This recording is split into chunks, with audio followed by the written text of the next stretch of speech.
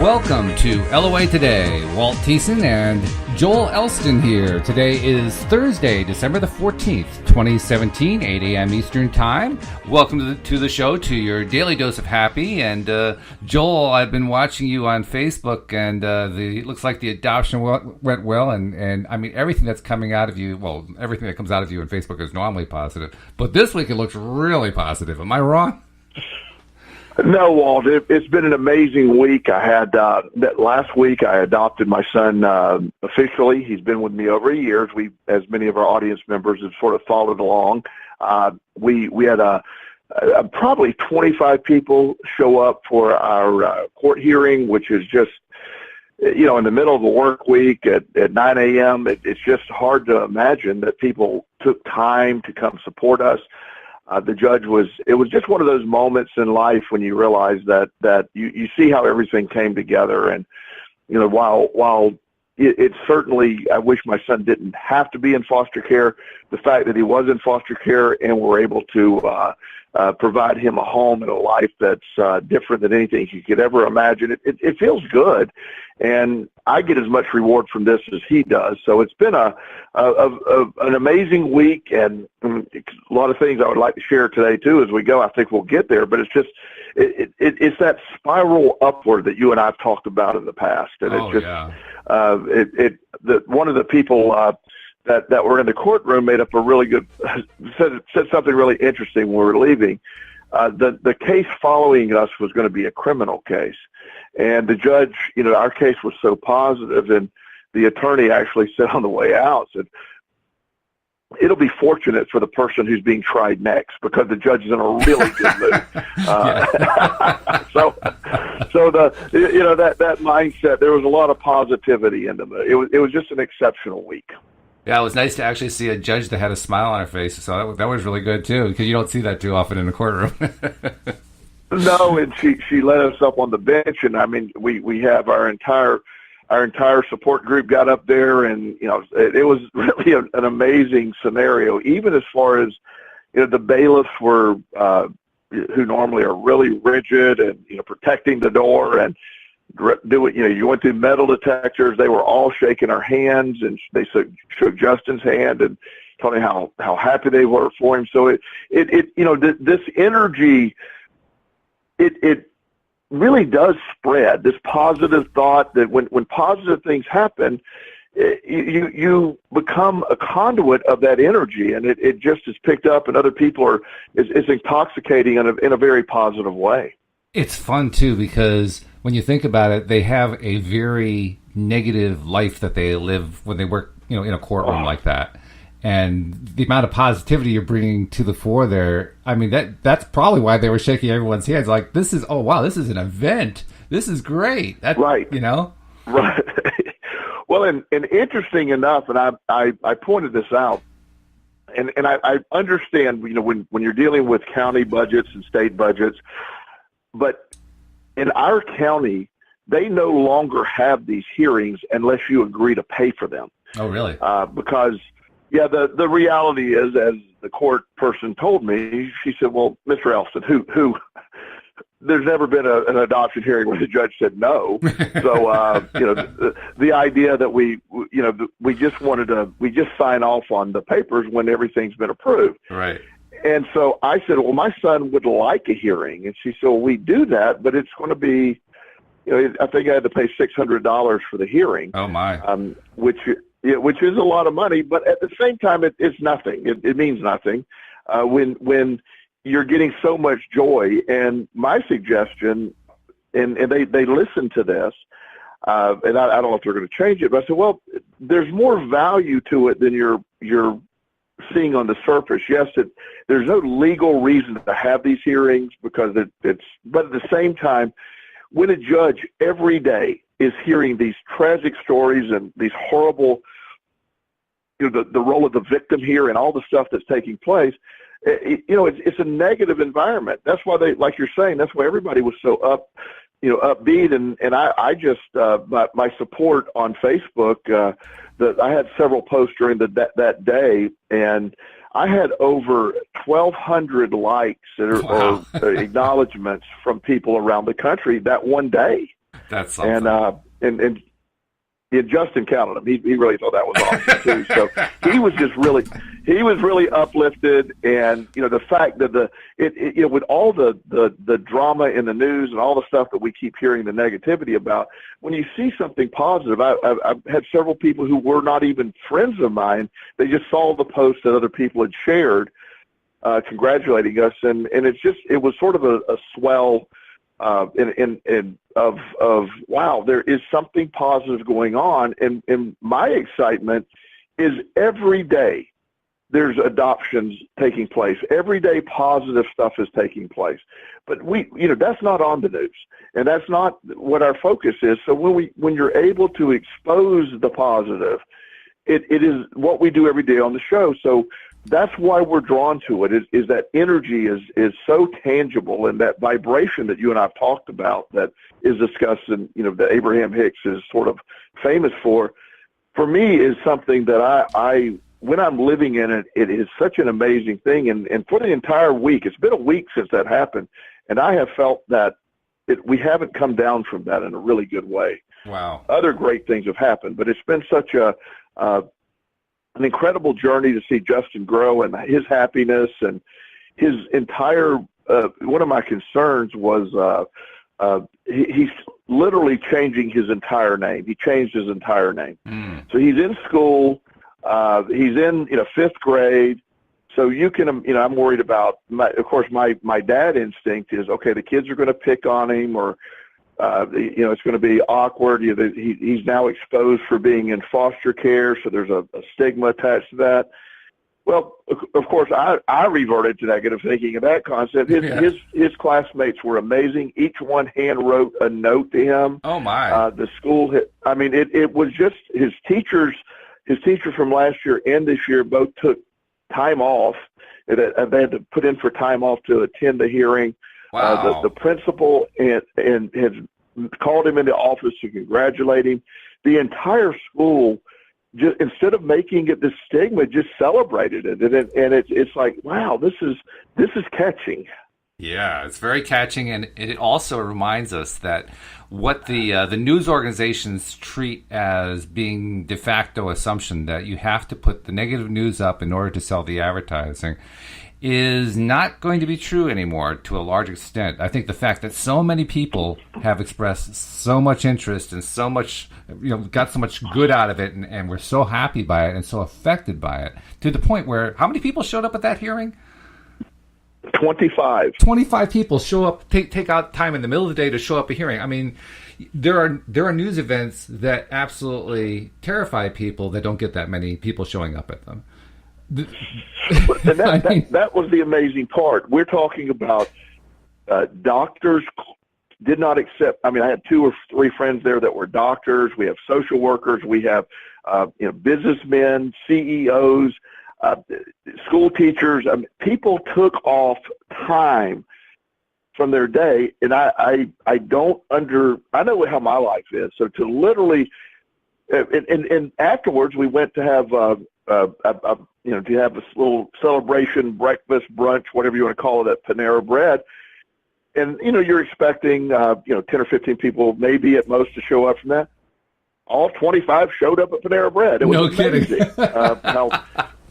So the entire, in fact, and how this spreads is a lady came up to one of the people, and because our neighbors were there, and her kids took the day off to school to join us, and some lady just random lady was there. Said, "Well, is today a holiday?" Because she saw several kids, or a few kids there, and they said, "No, a young man's being adopted, and we're celebrating." So this group of ladies came over who we had and congratulated us and shook his hand, and it's just the entire place. It was like this fever, this virus of positivity was spreading, and it was instant, and people's moods were changed by that. And I'm not trying to be overly dramatic with that, but it is a thought process that you and I have discussed. And one of the things that I have just sort of recently come to an understanding of with our political climate and the news and the stuff like that, it has been traditionally, the last year has been very unique and very negative, as you and I have discussed. Oh, yeah. However, what I do think the positive coming out of all that is it's pushed us so far negative. There's now a craving for positive. Yes. So I think the pendulum has been pushed so far that we're going to have a rebound effect on the other side. Oh, I agree completely. I think that's exactly what's happening. It's one of the reasons we do the show, of course, and I think it's one of the reasons that the show is picking up because I don't know if I told you, Joel, we surpassed the 9,000 play mark this past Saturday, and we're on pace to surpass 10,000. Get this, within about a week and a half. Oh my goodness, that's amazing, Walt. Yeah, I mean it's just taken off, and without a whole lot of effort on our part. I mean, about the only thing we were doing was just reminding everybody, and we'll do it right now. If you haven't subscribed to the podcast, please do so. That's how this is happening. You go to loatoday.net. You can subscribe there. Buttons all over the place. On an iPhone, you can do it through the iTunes store, or you can do it directly through the podcast software. Just do a little search on LOA Today. And the same thing on Android through Google Play. Just do a search on LOA Today and subscribe so you can get all of the episodes coming in through your podcast feed and never miss a one. And Joel, just that one message every podcast, that's what's been building it. It's been amazing. Well, and that's why when we talk about how the law of attraction affects, and it is, I actually had a call specifically yesterday. I've never had this exact call. My website, I discuss my concepts. I'm a life and recovery coach, a health coach. I really sort of work in several areas, but everything is under the umbrella of the law of attraction. And so I had a lady call yesterday specifically. She said, "Can I have coaching in the law of attraction?" Really? It was, yes. And I said, so I called her back and I said, I've never had this call. I love that idea. And she said, my life is actually going pretty well. She said, I don't feel that it's where it needs to be. I did a search for the law of attraction and your name came up locally she said, do you do that? And I said, that's all I do. That's the point of why it's called different things, but that's the message of what I do. And so to hear that and to see that was very exciting to me. It's the first call. I've had life coaching calls, and I've explained how I use the law of attraction with addiction and life, and I do consulting work for corporations, and I incorporate all that. But I've never had someone specifically ask for law of attraction coaching. That was exciting. Yeah, that's a nice milestone to reach.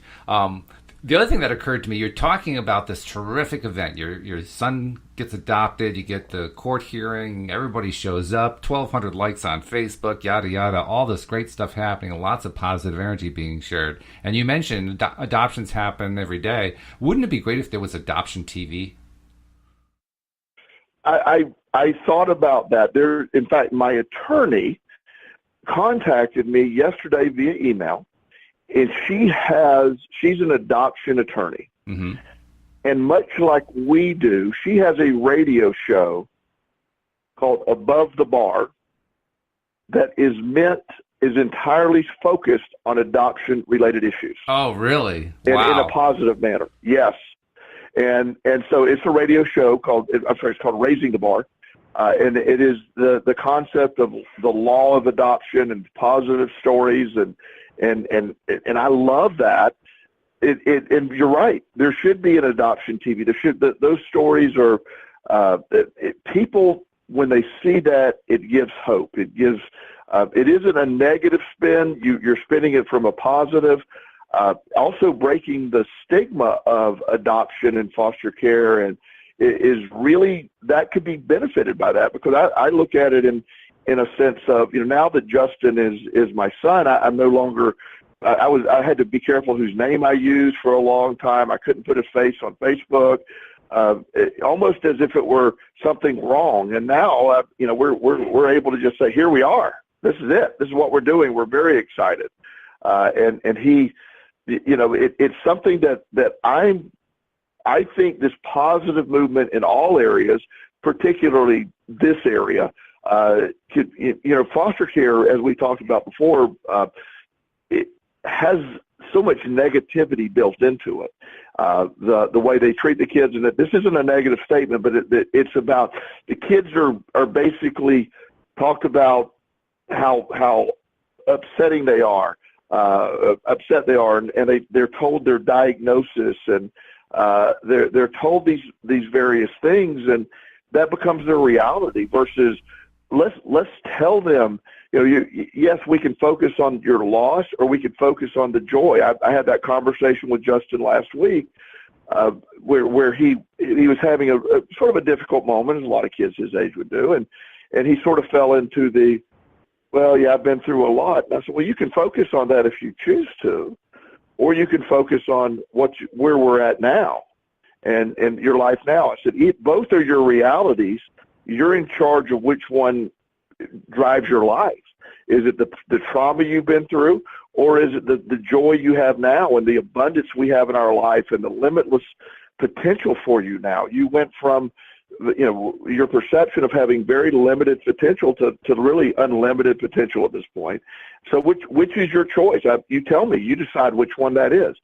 And he's very much into this concept, and he's like, you're right, I get to dictate that. He didn't say those words, but I'm in charge. And I said, you are in charge of that.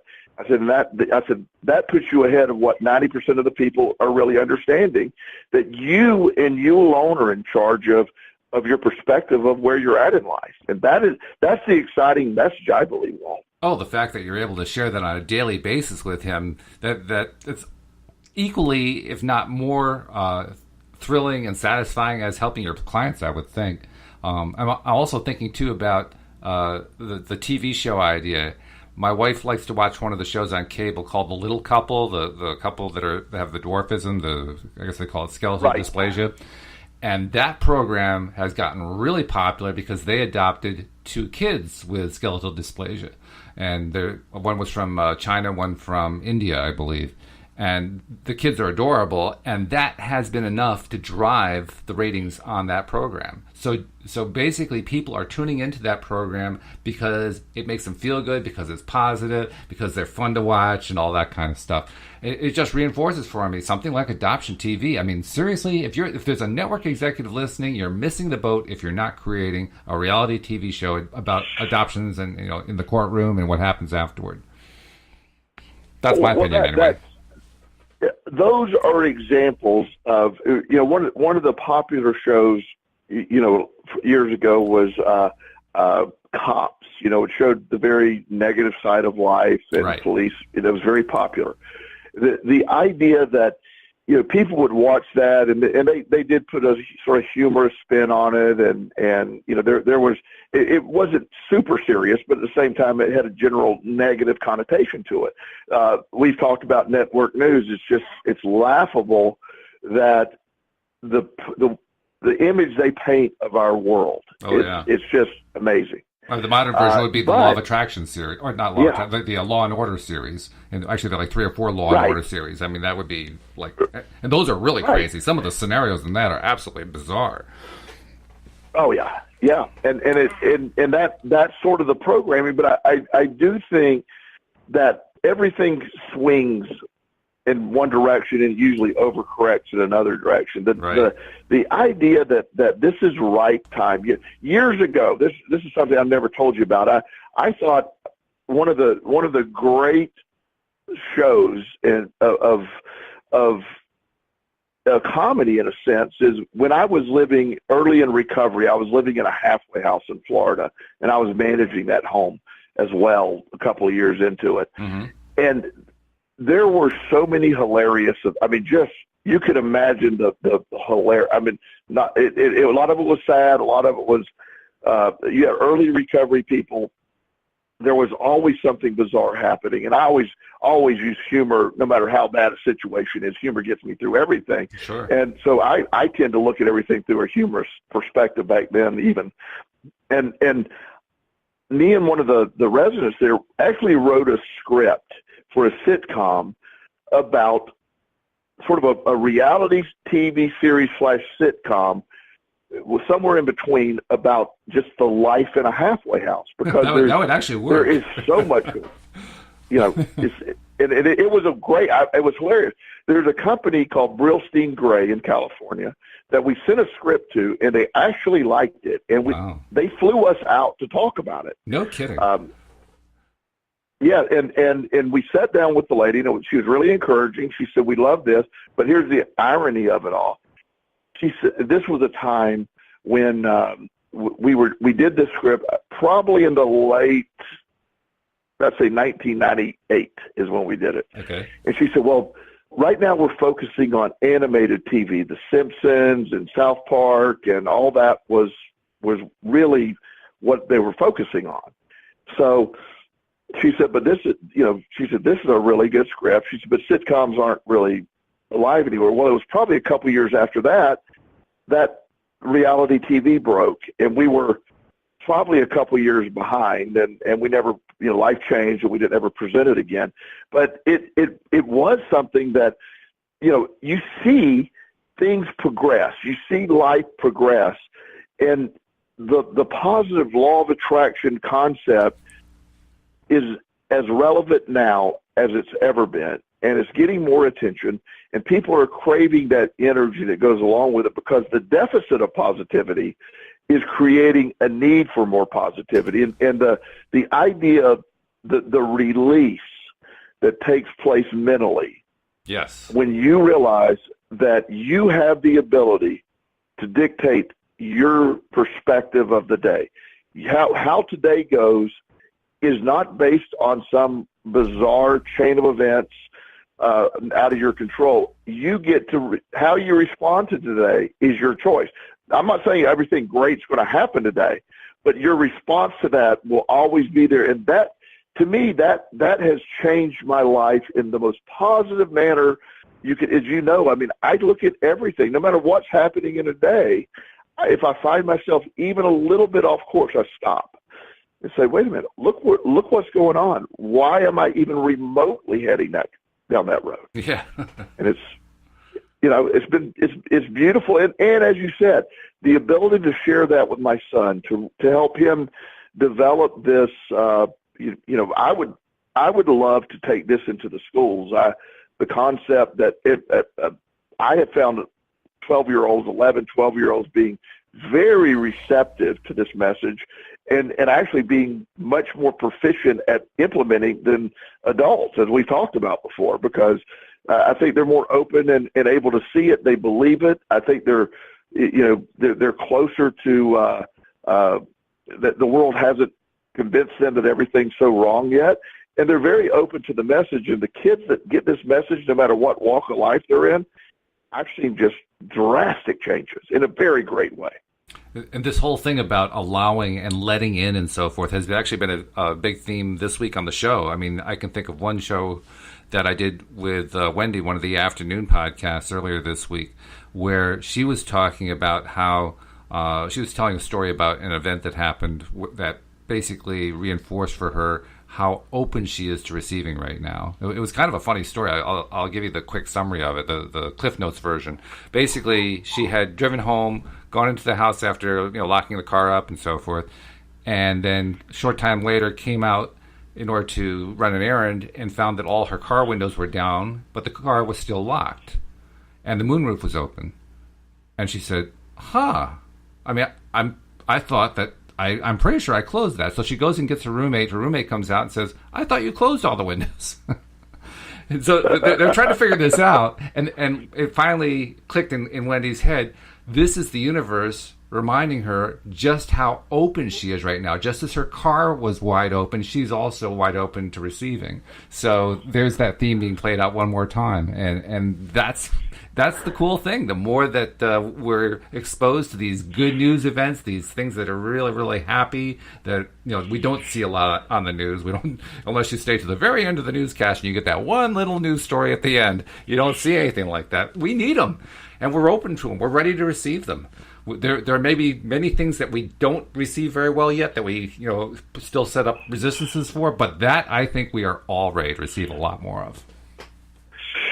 Well, that's the that's the dance that we've talked about since we started doing the show, since we first talked, is the idea that when the average person hears this, when they hear that the first time, yes, they instinctively know it's correct, but it's also going against what has spent years of programming, lifetimes of programming, of generational programming of a different message.